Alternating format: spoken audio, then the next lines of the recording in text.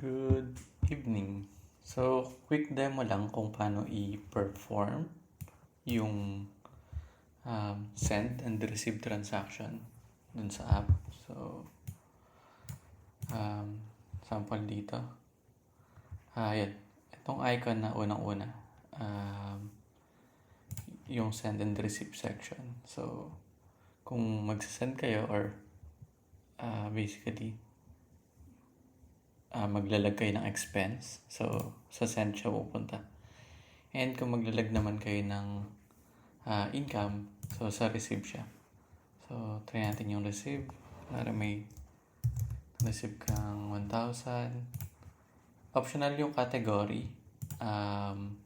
May benefit lang siya sa reporting kapag nilalagyan ng category.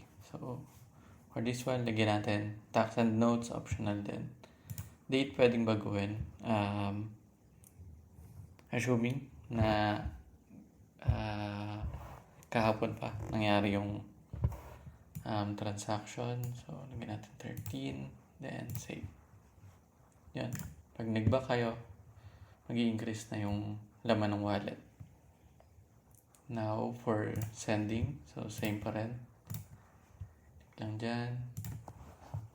Assuming magbayad ka ng bill, 5,000. Utility. Electric. Then, save lang. Automatic, mababawasan na rin ng 5,000 yung laman ng wallet. Destination wallet, kapag nagpapasa ka ng fund between wallets. So, yun. Sa send transaction pa rin siya. Assuming may ka ng 2,000. Siyempre, merong transaction fee. Kasi Maya to. Sa akin, hindi ko na nilalagyan ng category kapag nagsasend ako ng transaction between other banks. Kasi hindi naman siya legitimate expense, so to speak. Pero up to you kung paano nyo gustong gamitin. So, nagsend ako ng 2,000. Dito na lang sa GoTime para 0. Hindi ako nilagay ng category. Once i-click ko yung save, ayan. So, si GoTime, matatanggap niya yung 2,000 and si Maya, mababawasan siya ng 2,015.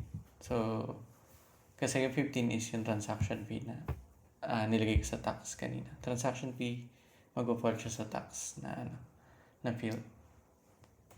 So, yun lang.